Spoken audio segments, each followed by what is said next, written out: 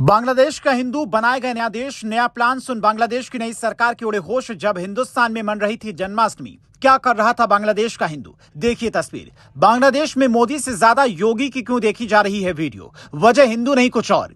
क्या बांग्लादेश में वो हालात पैदा हो रहे हैं जो साल 1971 में पाकिस्तान में हुए थे? क्या पाकिस्तान से पहले बांग्लादेश के दो हिस्से होने की तारीख पक्की हो गई है? क्या इंदिरा युग में जो हुआ वो मोदी युग में फिर से होने जा रहा है? और अगर हाँ, तो फिर इसका भारत पर क्या असर पड़ेगा? पूरी कहानी इस तस्वीर में छिपी है। ये अखिल भारतीय हिंदू महासभा के लोग हैं जिनका कहना है कि बांग्लादेश में हमारे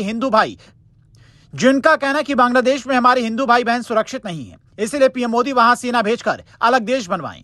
वहां के करोड़ों हिंदुओं की भी यही डिमांड है कि हमें सुकून से रहने दिया जाए, हमारे मंदिरों और घरों को कोई निशाना न बनाए। वहां से जो तस्वीरें सामने आ रही हैं वो साफ बता रही कि हालात ठीक नहीं हैं। अंतरिम सरकार के मुखिया यूनिस भले ही इन्हें बचाने की अपील कर रहे हों, लेकिन जो लोग वहां का माहौल बिगाड़ना चाहते हैं वो इनकी एक नहीं सुन रहे हैं।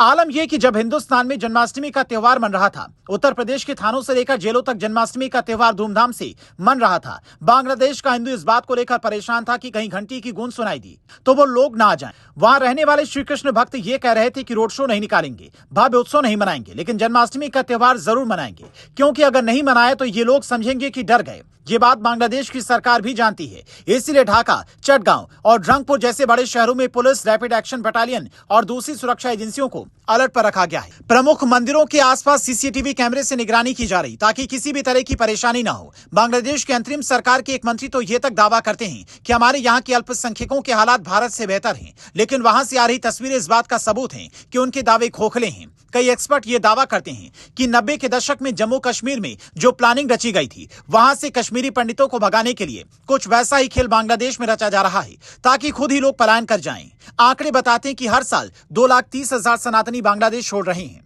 जबकि संयुक्त राष्ट्र का नियम कहता है कि नस्ली आधार पर यह भेदभाव ठीक नहीं है। पर इसी कमरे में बैठकर ये बातें कहना और इसे झेलना, दोनों में काफी अंतर होता है। यही वजह कि जब दुनिया के बड़े बड़े देश वहां की बिगड़ी हालत पर चुप रहते हैं, अल्पसंख्यकों को लेकर कुछ खास नहीं बोलते हैं, तो वहां के लोग मोदी योगी से उम्मीद जताते हैं।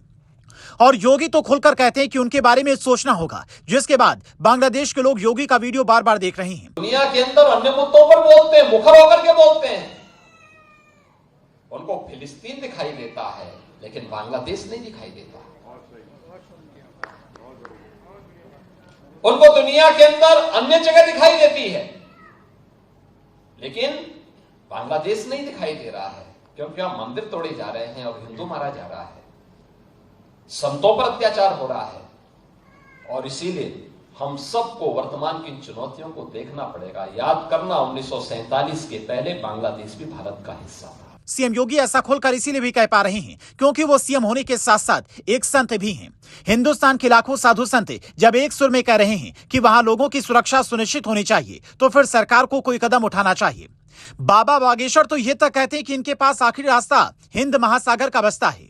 प्रश्न ये उठता है कि बांग्लादेश के हिंदू तो भारत में आकर के शरण ले लेंगे, पर कल यही मुद्दा, यही स्थिति परिस्थिति भारत में उठेगी तो भारत का हिंदू कहां जाएगा?